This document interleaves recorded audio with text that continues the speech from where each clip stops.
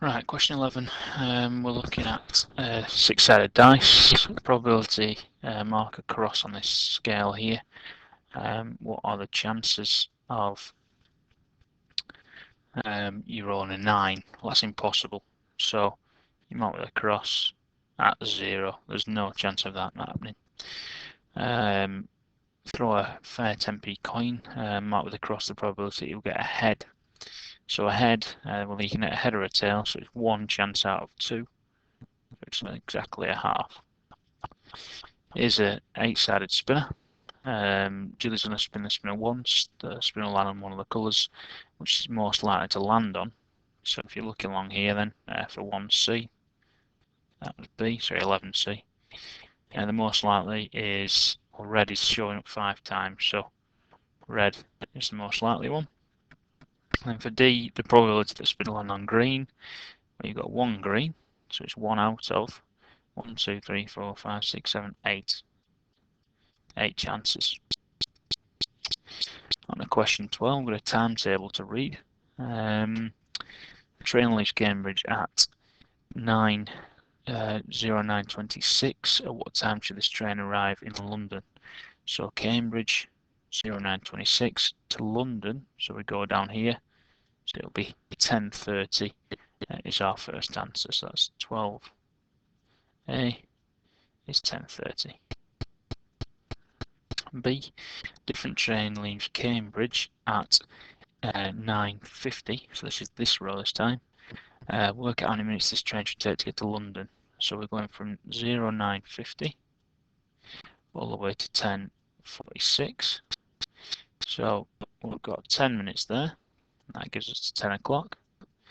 And then we've got a further 46 minutes. So in total, we have then 56 minutes. C. Susan lives in Royston, so Royston's the second one. She has to be in Stevenage by 10 AM. What is the time of the latest train she gets from Royston to arrive in Stevenage by 10? So 10 AM, you can't go on this one because you'll be late. It's got to be this one, so Royston would then have to go for 09:15. The later train then, obviously this one here, would be too late to get into Stevenage then, so it's 9:15. We've got question 13. So the table shows information about the number of hours in sunshine each day for 2 towns. We've got 2 towns here, but different information on this point. So Monday, Tuesday, Wednesday, Thursday, Friday. So what we're going to do is draw a dual bar chart because we've got Brighton and Cromner, and we've got 2 groups. It's going to be a dual bar chart. The biggest is going to be 10. So what we're going to do then, I'll just change that, is we're going to go down to 10. Make sure we've got 10 in here. So that's 5, so 10 that way. And across, we're going to need 10 in total because each is going to need 2. So going across here, we're going to need 10. Now as I go across, I'm just going to extend this fully to start with, and you'll see why in a minute. So for my first bar, I'm looking Brighton on Monday is 8. Now before I do that, I'll just label my axes. 1, 2, 3, 4, 5, 6, 7, 8, 9, and 10. Along the bottom then, we're going to put Monday, leave a gap Tuesday, leave a gap Wednesday, leave a gap and then Thursday, and then leave a gap and then Friday. The reason we're leaving a gap is that you're definitely going to be Monday, Tuesday and so on, so there's not going to be a halfway on that time. So Monday, first of all, we're going up to 8. So our bar goes up to 8 and across. We're then going Cromner will be 6. We've then got Tuesday, we'll go up to 5. And Cromner's 7, so that's going 2 higher.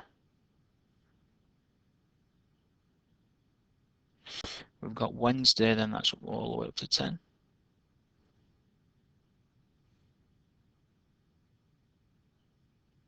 And Cromner is 8.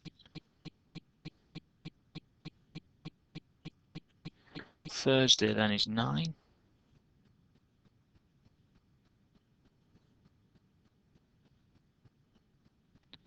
And Cromner is only 4.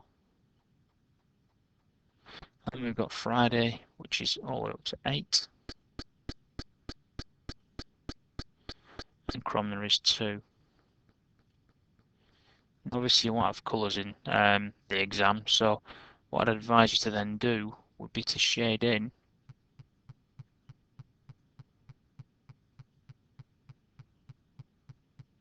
the Cromner ones, so it makes it nice and clear. Don't make a mistake like I've just done there. Shading in the Cromner ones, and then what we want is a little key that just simply states. Obviously, I'd expect you guys to draw that with a ruler.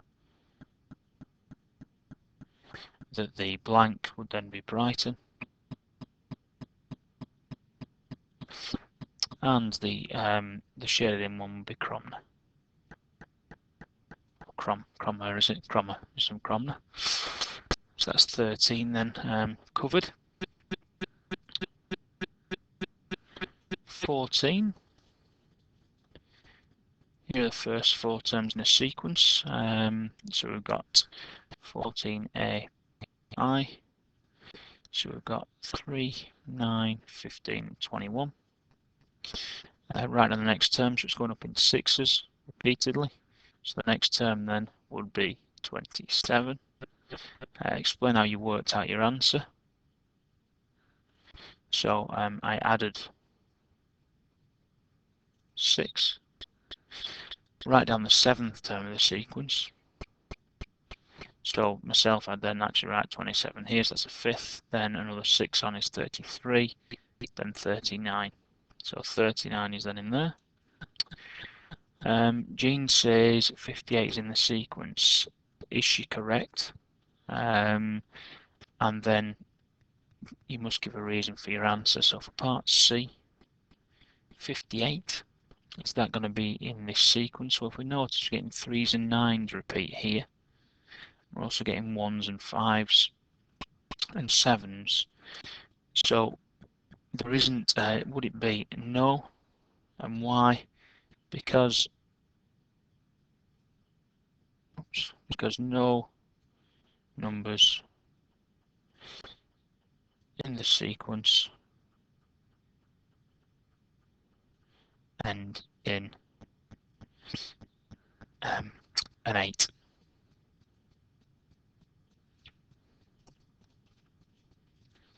And we've got question 15, which is a star question. She's looking for quality of written communication. Advice to you on these sort of questions is you write down the information as you're reading. So we've got some here can record up to 40 hours of television programs. So 40 hours is your maximum. She's already had 35 hours of programming, so 35 hours already done. She wants to keep all, so wants to keep them.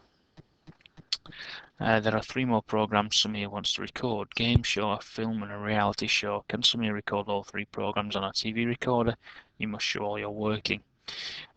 So the first thing I would do here is add up your minutes. So you got your 50 minutes, your 40 and your 35.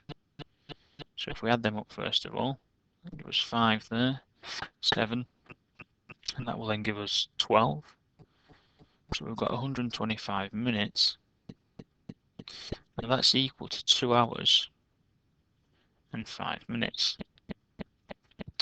Then we're going to add on our hours, which is another 2 hours on top and another hour there. So that's 3 hours, that's 5 hours. So we've got 5 hours and 5 minutes. So that's what she wants to record. That's how long it's going to take. And we then do 40, take away 35, because that will tell us how many hours there are left. And can she record all? Now this is the important bit. No, she can't, as she needs another 5 minutes to record.